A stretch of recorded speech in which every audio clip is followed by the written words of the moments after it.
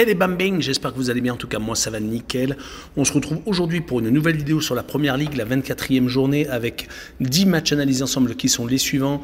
Manchester City contre Everton, Fulham, Bournemouth, Liverpool contre Burnley, Luton contre Sheffield United, Tottenham contre Brighton, Wolverhampton contre Brentford, Nottingham Forest contre Newcastle, West Ham contre Arsenal, un des derbys londoniens, Aston Villa contre Manchester United et enfin Crystal Palace contre Chelsea. N'hésitez pas à venir nous rejoindre sur le site VIP, les réseaux sociaux et n'hésitez pas également à mettre vos pronostics, vos critiques positives ou négatives et votre petit pouce pour faire monter la vidéo le plus haut possible.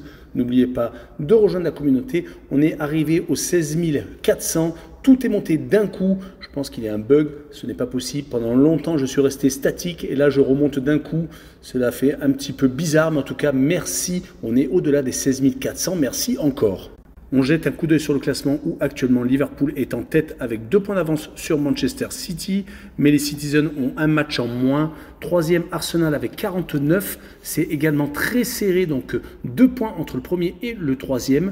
4e Aston Villa avec 46, 5e Tottenham avec 44. En fin de classement, 3 équipes sont relégables. Everton 18e avec 19 points, 19e Burnley avec 13 et enfin Sheffield United 20e avec 10 unités.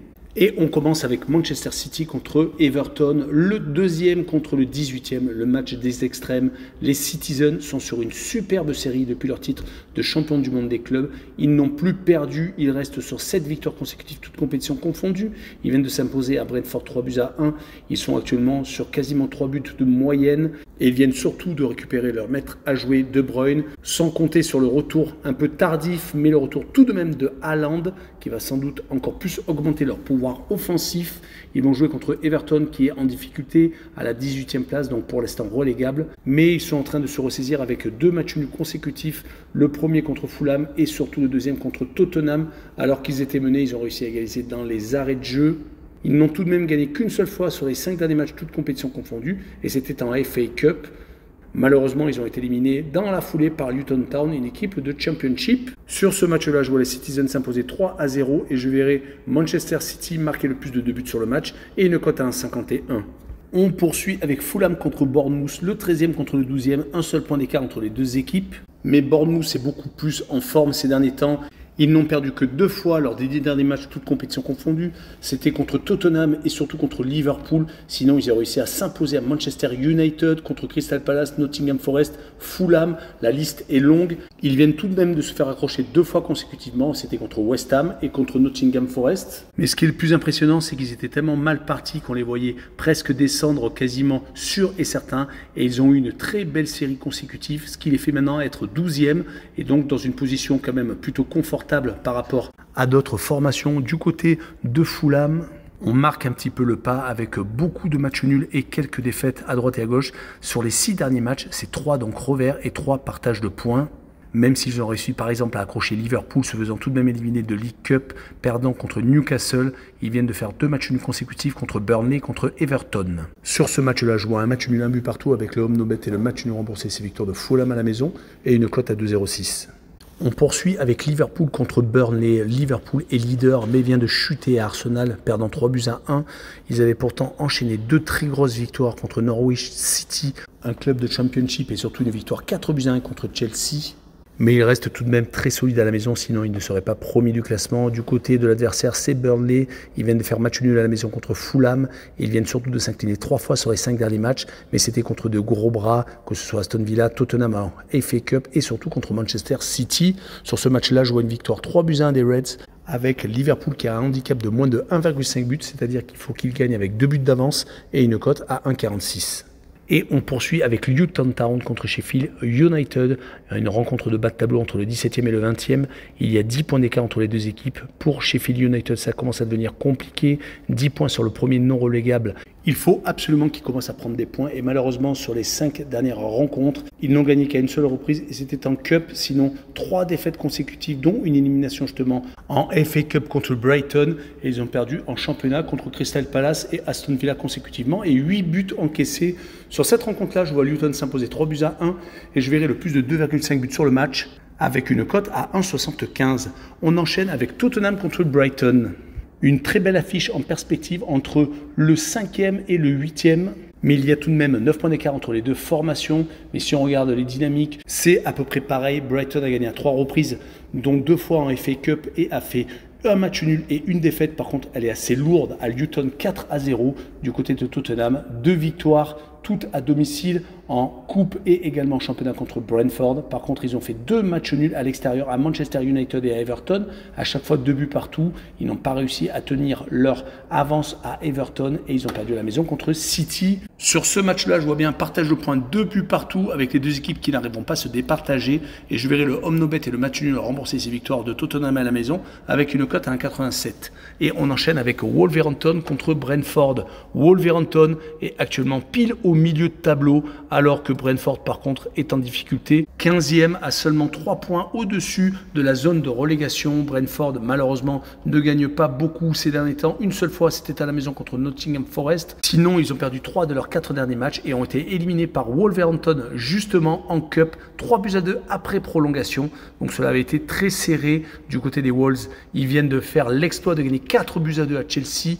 Ils sont vraiment très en forme quand ils vont à l'extérieur car ils ont gagné 3 de leurs 5 derniers matchs. À la maison, c'est pas si mal que ça. Une seule défaite contre Manchester United dans un match épique où ils avaient égalisé dans les arrêts de jeu, mais malheureusement, ils ont pris un but également dans les arrêts de jeu dans la foulée et ils avaient réussi à gagner 3 fois consécutivement, battant à 2 reprises les Blues. Pour ce match-là, je verrai Wolverhampton s'imposer 2-1 et je verrai le plus de 2,5 buts sur le match avec une cote à 1,74. Et on poursuit avec Nottingham Forest contre Newcastle. Nottingham Forest est mal en point 16e à seulement 2 points au-dessus d'Everton, le premier relégable, alors que Newcastle est 9e avec 33 points, donc 12 points d'avance. Nottingham vient de gagner de justesse contre Bristol City après avoir fait match nul contre ce club de Championship. Ils ont réussi à passer lors de la seconde manche avec les pénaltys. Ça avait été très compliqué. Ils restent sur 2 matchs nuls consécutifs car ils avaient également accroché le point du match nul à Bournemouth. Cela fait quand même 5 matchs qu'ils n'ont pas gagné, toutes compétitions confondues, et vont jouer contre Newcastle qui est sur courant alternatif suivant les périodes. Ils sont 9e, ils sont vraiment très loin des places européennes. Ils vont espérer gagner la FA Cup car ils se sont qualifiés gagnants à Fulham et ils viennent de se faire accrocher par Luton Town, 4 buts partout. Et ils avaient gagné juste avant à Aston Villa, donc c'est vraiment une équipe qui est capable du meilleur comme du pire, comme ils l'ont prouvé contre le Paris Saint-Germain, gagnant 4-1 lors d'un match aller en Champions League. Sur cette rencontre, je verrai une victoire de Newcastle 2-1 et je verrai les deux équipes qui marquent avec une cote à 1,61. On poursuit avec un derby londonien West Ham contre Arsenal, le 7e contre le 3e. Les Hammers sont dans la première partie de tableau, mais ils sont décrochés par rapport aux places européennes. Ils n'ont que 8 points de retard, certes, sur Tottenham, mais cela va être compliqué de les combler. West Ham, en plus, actuellement, ne gagne plus.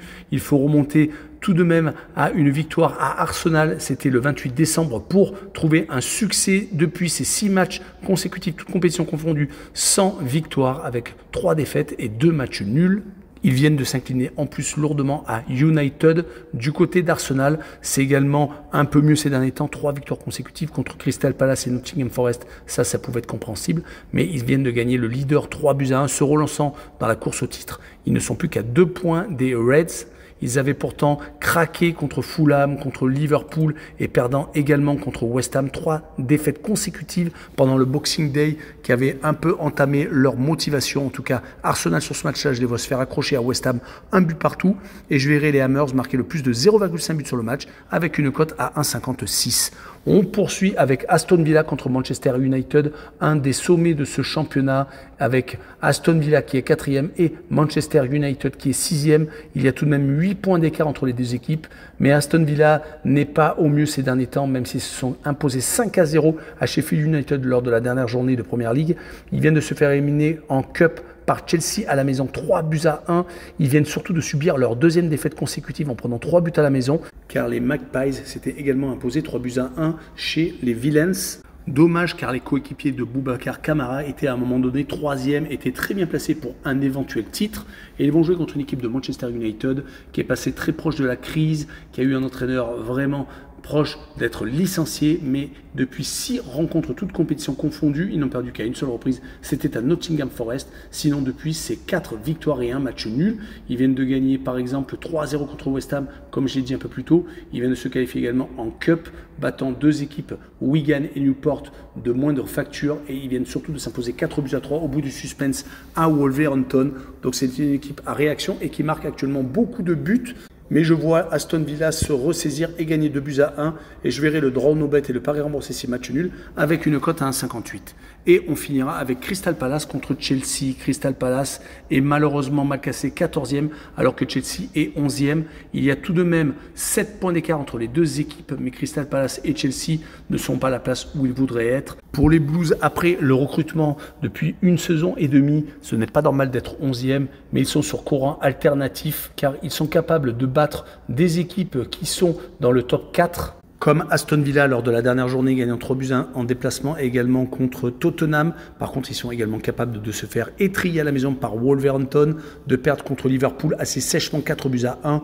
Ils vont donc se déplacer à Crystal Palace, qui de son côté est donc 14e, comme je vous l'ai dit un peu plus tôt, qui sur les 5 derniers matchs, toutes compétitions confondues, n'a gagné qu'une seule fois, c'était contre le dernier Sheffield United. Sinon, ils viennent de se faire étriller 2 fois consécutivement à l'extérieur, 5-0 à Arsenal et 4-1 à Brighton. Donc c'est très compliqué. Heureusement qu'à la maison, ils n'ont pas perdu lors des 4 derniers matchs, faisant 2 matchs nuls et 2 victoires. Donc sur ce match-là, je vois bien un match nul entre les deux équipes et je verrai le away no bet et le match nul remboursé, 6 victoires de Chelsea à l'extérieur. Le score, c'est 1 but partout et avec une cote, donc pour le away no bet, à 1,69. Voilà, on en a fini avec cette vidéo. N'hésitez pas à venir nous rejoindre. Ciao les bambins!